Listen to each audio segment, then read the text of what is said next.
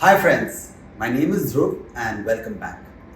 So in the last episode we spoke about how to use the law of attraction and what is the right energy to tune into when you're using this law. The right vibration, you should look behind the things because everything in this physical reality is a material manifestation and it is a manifestation of the energy behind.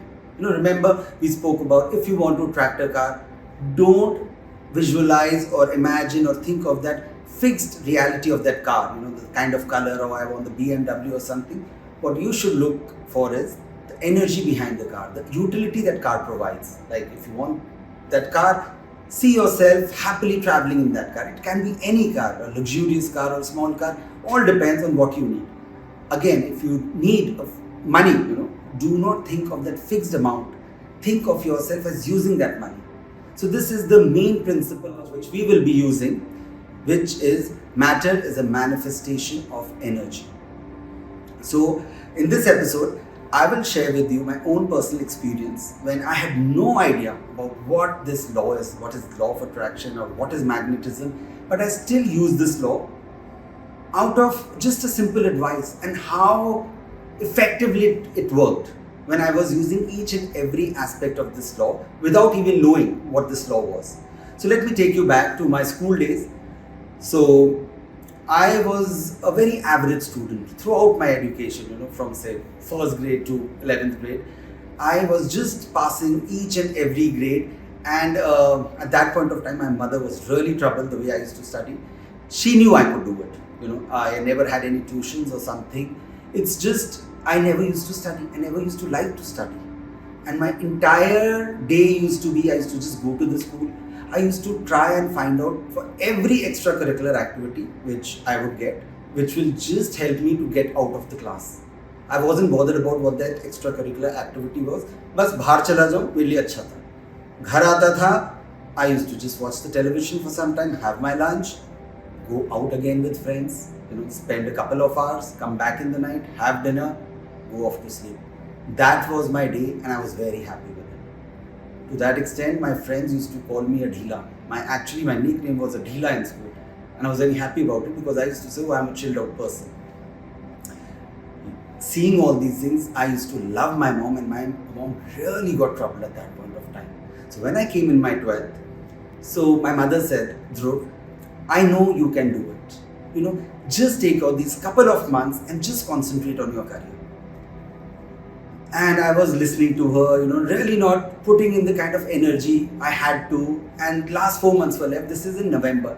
And she said, and she was a very social person.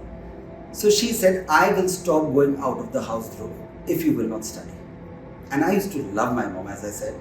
And I said, Mom, don't do this. I will study, I will pass. Kehti, it's not about passing. It is you have to do well if you want to do something in life.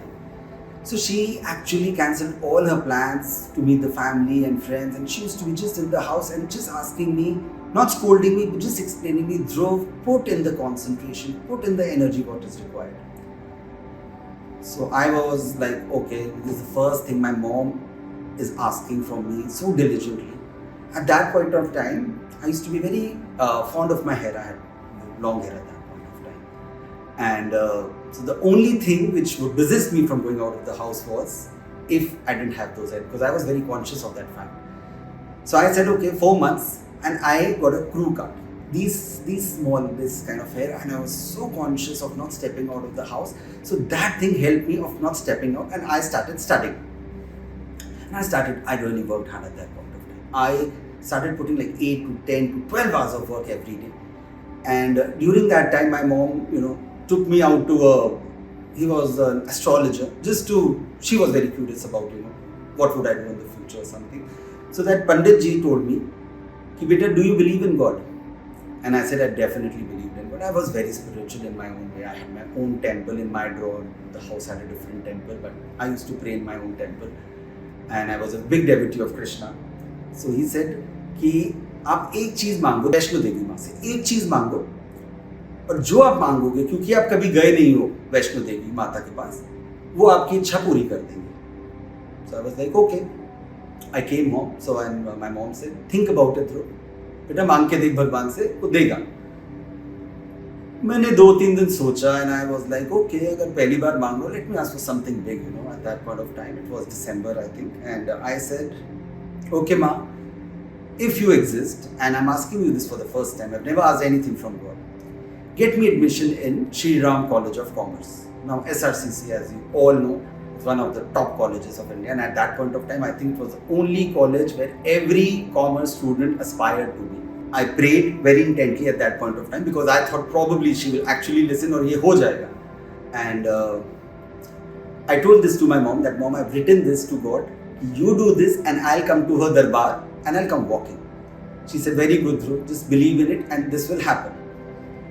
Every day I started affirming that, you know, Lord, make this a reality, make this a reality. To the extent, you know, we all have that register on which we used to work our maths and accounts and everything. So there is a section where you write your name, then there is a section subject, and then the last line always used to say school or college. So I started cutting the school line, and under the college, I started writing SRCC as if I was already studying there. That was one thing. And my mom saw it one day. What are you doing this, Mom? I think I should write this. This has to be reality if God is really there. So she said, okay, and she one day said, okay, come with me. She took me to that college. I wasn't part of that college, and it was afternoon time, and she just made me stand there inside the campus and said, okay, Dhruv, see yourself in this college. Imagine you are here, you have your friends, you have a good circle around, you're studying in this college, just be here alone. She left me for some time. I was standing at that campus, I saw all the students, and I was like, wow, this is good life, because that is a huge campus, and obviously, you know, it's the best college. There was a certain vibration, and I tried to just tune into that vibration. I closed my eyes, I saw myself among the students, and you know, I was feeling that I'm part of it. And I came back. I started imagining more because I had seen the college, so I could visualize. And 4 months from there, I actually got 85.25%, you know, in my commerce, and that was the minimum cutoff to get into SRCC. I did not get BCom honors, I got economic honors because that was the baseline. I could have got eco honors in Stephens also, but it was such a reality which I had, you know, made in my mind. I got admission there, and that decision, this visualization or this manifestation really changed my life forever. Now what I want to tell you is what I did right without knowing anything was that I put in everything, my entire energy, because I worked hard. I worked 12 hours a day straight for 4 to 5 months. I put in all the concentration I had. I had sacrificed whatever little bit with my hair. I was perseverant, I was determined, I was visualizing everything which we use in the law of attraction. I put in without even knowing about it. And the biggest part, I was praying to God continuously, and she made this a reality. And why I said it was a good, because I was actually tuning into the subtle reality behind that fixed thing, SRCC. Yes, I was thinking of SRCC, but I was always visualizing myself as part of a happy environment. I would see myself as prosperous. I also started seeing if I am there, I will also become more focused, more successful, and that happened. Once I got into the college, I was in the right environment where everyone was very focused. They knew exactly what they wanted in life, and it changed my perspective towards life. And from that to here, it's been a beautiful journey. Although that was the only thing I asked God, so I did not get anything in terms of education post my SRCC. I wanted to do my postgrad, but you know, then I got into business, which I had shared in the previous episode. But what I got is a life partner from there, you know, and she's still with me. She's in my work, and we, you know, had a very good journey. So now we come to the question: what is law of attraction? So the law of attraction is the ability to attract to our lives whatever we are focusing on. And it's not just a property which is present in metals or minerals. It's a property which is lying within each and every one of us. For example, you would have seen so many times some people just attract animals, you know, like dogs. They are loving dogs, and even dog who doesn't know them, they just come clinging to that person, like, you know, how metal just flings towards the magnet.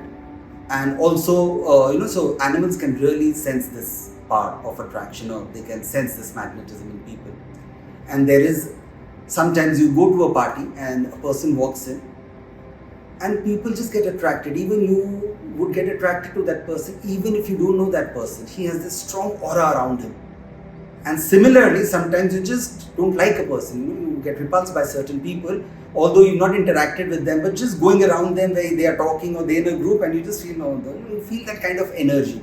So that energy, such subtle energy, is what we call the aura. And when we talk about magnetism is simply the power of this attraction.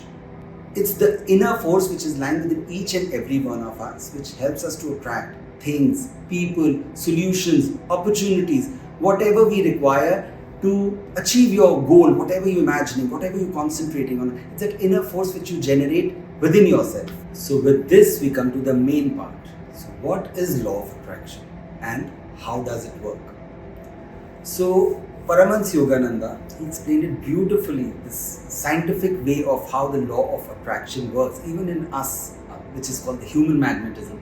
And he explained this with the help of the most objective example in this physical world, and that is a bar of magnet.